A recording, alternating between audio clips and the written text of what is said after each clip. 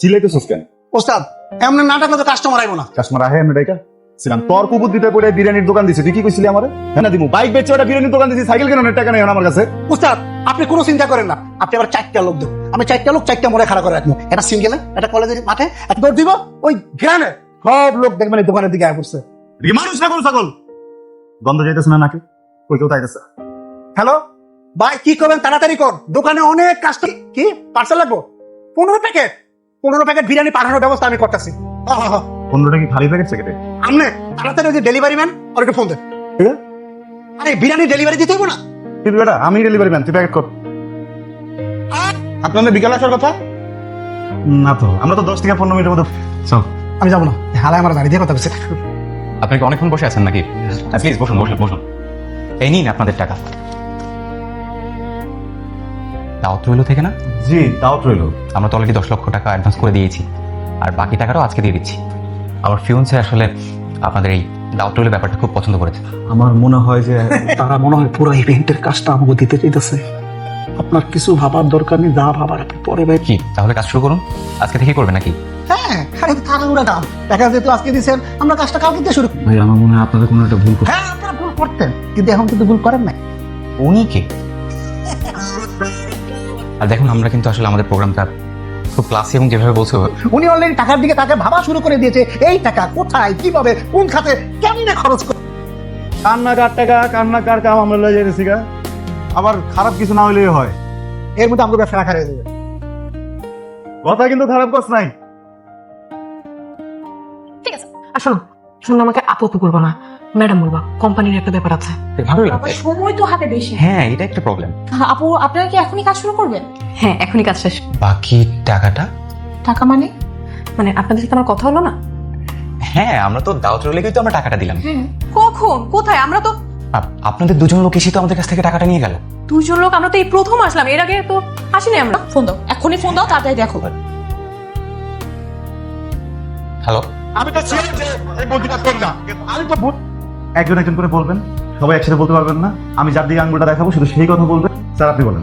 দেখেন একটা নামের কারণে একটা মিসআন্ডারস্ট্যান্ডিং। এখানে কার দোষ? মানে আমরা এখানে কি করবো, কিভাবে বুঝবো? হ্যাঁ আপনার সমস্যা কি? বিরিয়ানি দোকানের নাম কেউ দাওয়াত রইল দেয়? আপনি বিরিয়ানি দোকানের নাম দিবেন হচ্ছে আল্লাহর দান, মায়ের দোয়া, বোমা বিরিয়ানি, লুলা বিরিয়ানি। আপনি কে?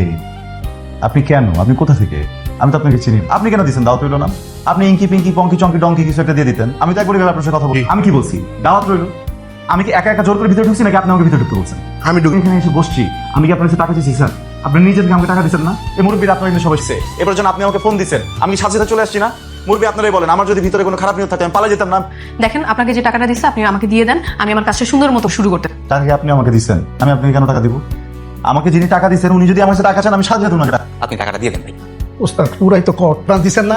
এরকম আমরা কিন্তু এই কাজটা করতে গিয়ে বিভিন্ন জায়গায় অ্যাডভান্স দেবো। আমি আসলে হয় কি, মানে আমি তো বড় কাজগুলো দেখি, বাদ বাকি অ্যাডভান্সের কাজ ও সব আছে। আমি বলি কি, উনি 10 লাখ টাকা অ্যাডভান্স নিচ্ছে, আমি 10 লাখ টাকা অ্যাডভান্স দিচ্ছি, আমার 10 লাখ টাকার কাজ আমি করে দিই, উনি ওনার 10 লাখ টাকার কাজ করে দিই।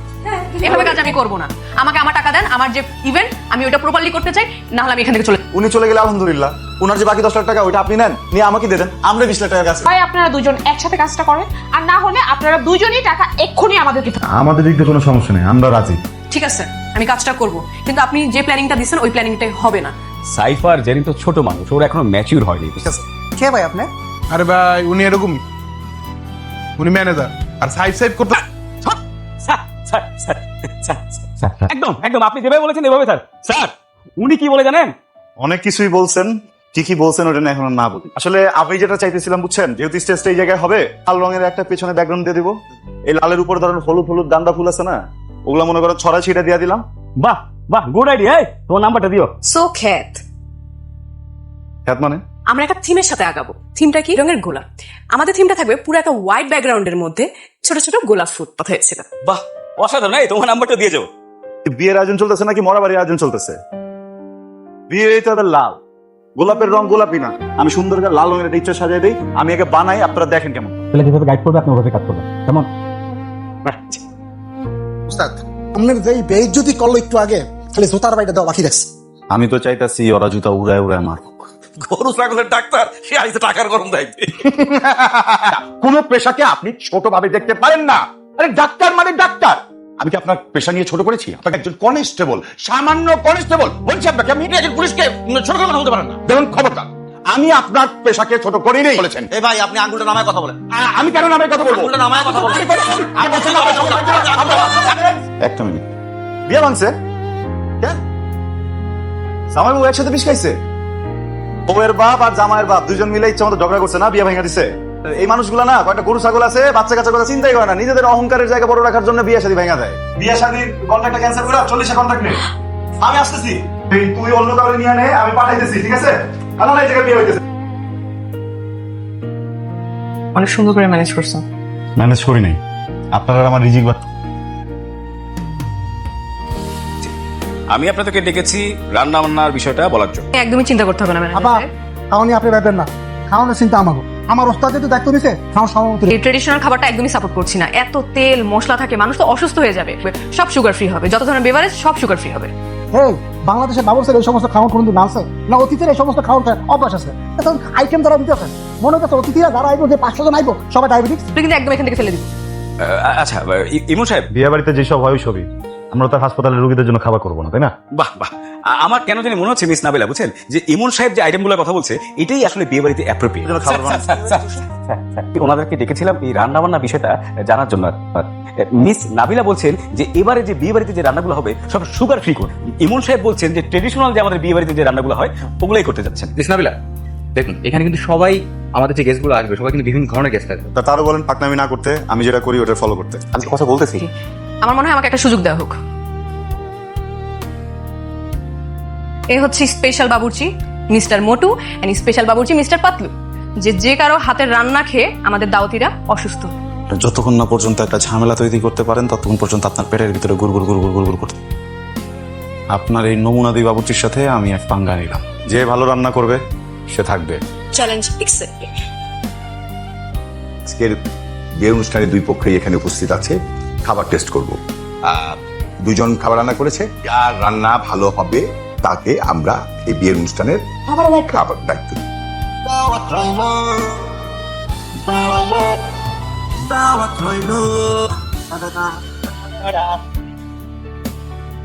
আমরা সবাই টেস্ট করলাম, ওকে ফাইন। তো নাবিলার খাবারটা কার কার পছন্দ হয়েছে? ওকে, যেহেতু কেউ নাবিলার ব্যাপারে সাপোর্ট করলো না, দেখি ইমনের খাবার কার কার পছন্দ হয়েছে। বিয়ের অনুষ্ঠানের দায়িত্ব ইমন পাবে।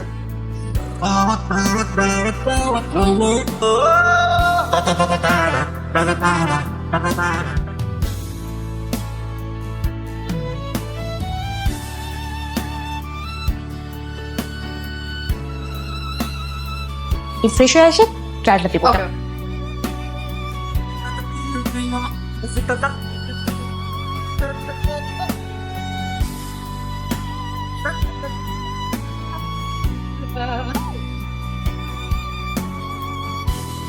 কি করছো? বিয়ে করে সেটা হাসপাতালে নিয়ে যাবো? একদম পুলিশে দেওয়া উচিত। মানে পুলিশ তো আমার সাথে আছে, ওর আব্বা পুলিশ না? হাই, কিছু বলো না কেন? এই মেয়েকে 14 শিখের ভাত খাওয়া ভাই, কাজ করতে পারে না, ও কাজ করে বসে রয়েছে। আমার মেয়ের যদি কিছু হয় না, তোমার আমি কি করবো? আপনি এখনো এখানে দাঁড়ায় আছেন কেন? হ্যাঁ, আবার চোখের সামনে দিকে যান। সুস্থ করে ফেলছে মানুষকে। কি অবস্থা? আমি জানি আপনারা এখন অনেক রাগ, কিন্তু আপনারা যেই মানুষটার উপরে রাগ ওই মানুষটার কোনো দোষ নাই। যেভাবেই হোক আমার একটু ক্ষতি করছে, তো ওই রাগের আগে আমিও ওনার একটা ক্ষতি করার জন্য এই ভুলটা করে ফেলছি। স্ত্রীতে ছেলে আমার দেন, আর যদি চান এই সত্য কথাটা বলার জন্য আমার মাফ করে। কোনো ক্ষমা নাই। ঠিক বলছেন, ঠিক বলছেন। 1 লক্ষ টাকা ডিসকাউন্ট দেবো। কি? আচ্ছা ঠিক আছে, ঠিক আছে। মন খারাপ মা? আন্টি আসলে সরি, আমি চলে যাচ্ছি। কলেজে থাকতে একদিন মা অনেক বকা দিয়েছিল। কলেজ থেকে এসে দেখি মা আর পৃথিবীতে নেই। মায়ের মতো কেউ বকা দিলে খুব খারাপ লাগে। আমরা তোমাকে বলবো না তো কে বলবো? হ্যাঁ, আমরা তোমার বাবা মার মতো না। শোনো, একটা মজা ঘটনা হচ্ছে জানো? এমন আসলে তো একদম সামনে কান ধরে বসেছিল, বসে ও সবকিছু করছে।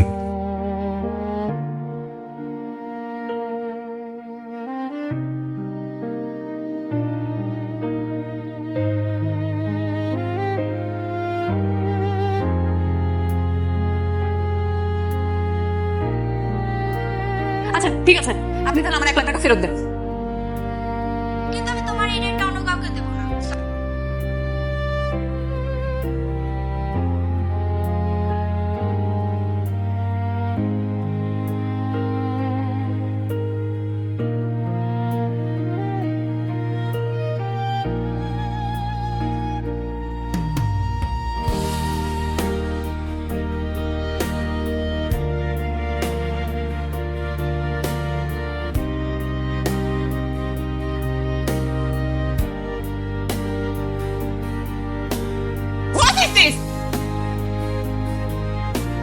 মিউজিক বাজছে আর সেলিব্রিটি কোথায় এখানে? আমার ফ্রেন্ডদের বিয়ে দেখলে আপনি বুঝতে পারবেন আপনি কতটা থার্ড ক্লাস। ম্যাডাম আসলে আমি ভুলটা একদম চুপ, একটা কথাও বলবেন না। চান আর পুরো দিনটাই আপনি ধ্বংস করে দিছেন। আসলে ঠিকই বলছিস মা, দিনটা না আসলে খারাপ গেছে দিলেন। তোর বাবা যে কত আনন্দে আছে দেখছি নাই মা, তোর দিনটা যেহেতু খারাপ গেছে মা। প্লিজ বিআই, ওরা আজকে জেনারেশনের ছেলে মেয়ে বুঝবে না তো। আজকে আপনি মন খারাপ করবেন না, আজকে এত সুন্দর একটা দিনে ওরা যদি ভালো থাকে আমরাও ভালো থাকবো। প্লিজ মন খারাপ করবেন না। আমি ইদানিং তোমার ভালো লাগা খারাপ লাগার এত প্রায়োরিটি যে আমার বাবা মায়ের ভালো লাগা কি, আমি আমার বাবা মাকে ভালোবাসি না এটা না। তুমি কাদের কথা বলছো? তোমার ওই ফ্রেন্ডদের কথা? তাদেরকে ইমপ্রেস করার জন্য তুমি সবকিছু করতে রাজি, যারা আমাদের মানুষ করলো, জন্ম দিল, তাদের জন্য আমরা কিছুই করছি না। এতদিন পরে আমার বাপ মার চোখে আমি এতটা আনন্দ দেখতে পাচ্ছি। এভাবে ভালো থাকা যায় না জেরিন। এটা তুমি আমার লাইফে থাকবা কি থাকবা না এটা তোমার ডিসিশন। কি বলতেছো তুমি এগুলো? আই এম সরি বাবা, আমি আসলে নেই বাবা। বাবা আমাকে আমরা সবসময় দোয়া করি তোমরা ভালো থাকো, আনন্দে থাকো, সুখে থাকো।